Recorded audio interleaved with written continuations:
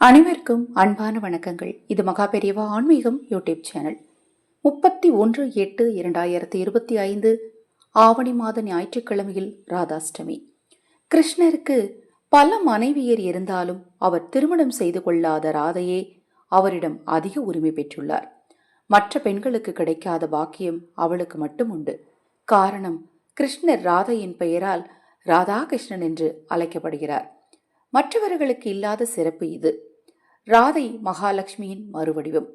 கிருஷ்ண அவதாரத்தில் அவரின் மனைவிகள் அனைவரும் லக்ஷ்மி தேவியின் அவதாரம் என்றாலும் கூட ராதாலட்சுமியை வழிபடுவது கிருஷ்ணரின் அருளை அதிகம் பெற உதவும். கிருஷ்ணரின் விருப்பத்தின் காரணமாக மகாலட்சுமி பூமியில் வந்து ராதிகா ராணியாக பிறந்தார்.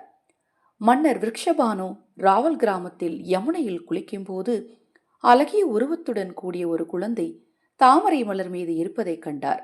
அந்த குழந்தையை விட்டு பிரிய மனமில்லாமல் பர்சானாவில் உள்ள தனது அரண்மனைக்கு எடுத்துச் சென்று தனது மகளாகவே வளர்த்தார். கிருஷ்ணர் வசித்த பிருந்தாவனத்தில் குறிப்பிட்ட தொலைவில் பர்சானா இருந்தது. ராதை பிறந்து 11 மாதங்கள் ஆகியும் அவளது கண்கள் திறக்கப்படாமல் இருந்தது. ராதையின் பெற்றோர் ஒரு சமயம் கோகுலத்தில் உள்ள கிருஷ்ணர் வீட்டுக்கு வந்தபோது குழந்தை கிருஷ்ணருக்கு அருகில் குழந்தை ராதையை இட கிருஷ்ணரின் பாதம் ராதையின் மேல் பட அவளது கண்கள் திறந்தது. பூமியில் பிறந்த ராதை கிருஷ்ணரைத்தான் முதலில் காண வேண்டுமென கண்களை மூடி வைத்திருந்ததாகவும் கூறுவர். சிறு வயதிலிருந்தே கண்ணனும் ராதையும் ஒருவர் மீது ஒருவர் காதலுடன் வளர்ந்து வந்தனர். அவர்களின் காதல் மிகவும் புனிதமானதும் சுயநலமில்லாத அன்புடனும் இருந்தது. சந்தர்ப்பவசத்தால் இருவரும் திருமண வாழ்வில் இணைய முடியாமல் போனது. ஆயினும் கிருஷ்ணரின் வழிபாட்டில் எப்போதும் ராதை உடன் இருக்கிறார். ராதை என்ற பெயரில் கிருஷ்ணர் உருகிவிடுகிறார். ஸ்ரீ கிருஷ்ண ஜன்மாஷ்டமி முடிந்து 15 நாட்களுக்கு பிறகு ராதாஷ்டமி தினம் கொண்டாடப்படுகிறது. அந்த வகையில் 31/8/2025 ராதாஷ்டமி தினமாகும். ராதாஷ்டமி தினத்தன்று அவரை பூஜித்து விரதமிருந்தால் மகாலட்சுமியின் ஆசியை பெறலாம். ராதையின் வழிபாட்டில் ஸ்ரீ கிருஷ்ணரின் மனம் குளிரும். ராதையை மட்டும் வணங்கினால் கூட கிருஷ்ணர் தேடி வந்து ஆசியை வழங்குவார். அந்த அளவிற்கு கிருஷ்ணர் ராதாவின் மேல் காதலாக இருக்கிறார். அதுபோல தாய் ராதையின் மனதை குளிர்விக்க கிருஷ்ணருக்கு பிடித்தமான செயல்களையும் அவருக்கு பிடித்த உணவு பண்டங்களையும் அர்ப்பணம் செய்ய வேண்டும். பால், பாலில் செய்த இனிப்புகள், பாதாம் பால், ரசகுல்லா, ஜாமுன், பால்கோவா, தயிர், வெண்ணெய் போன்றவற்றை கிருஷ்ணர் மிகவும் விரும்புவார்.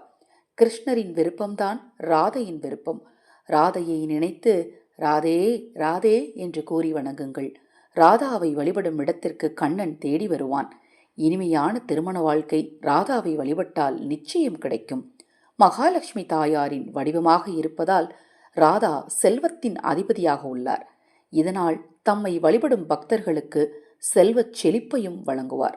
ராதா கிருஷ்ணாவை வழிபட்டு நல்லாசி பெறுங்கள். ராதே ராதே என்று கூறுங்கள். இன்று ராதாஷ்டமி.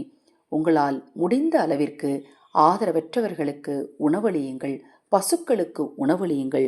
உங்கள் வாழ்க்கையில் செல்வச் செழிப்பும் மகிழ்ச்சியும் உண்டாகும்.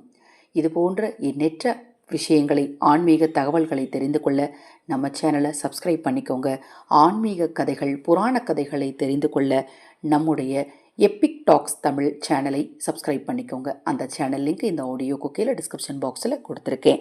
அக்ஷய பாத்திரம் உணவளிக்கும் திட்டத்தின் மூலம் ஆதரவற்றவர்களுக்கு உணவளிக்க விரும்பினாலும், உங்கள் தனிப்பட்ட பிரச்சனைகளுக்கு பிரத்யேகமாக பரிகாரங்கள் செய்து கொள்ள விரும்பினாலும் 9344692042 இந்த வாட்ஸ்அப் எண்ணிற்கு தொடர்பு கொள்ளுங்கள். அனைவருக்கும் எனது அன்பு வணக்கங்களை கூறி இந்த பதிவினை நிறைவு செய்து கொள்கிறேன். ஹரஹர சங்கர ஜெய் ஜெய்சங்கர, ஹரஹர சங்கர ஜெய் ஜெய்சங்கர. மகா பெரியவா திருவடிப்பாதம் சரணம் சரணம். இந்த பதிவினை கேட்டுக்கொண்டிருக்கும் உங்களது அனைவரது வாழ்விலும் நல்லதே நடக்கட்டும்.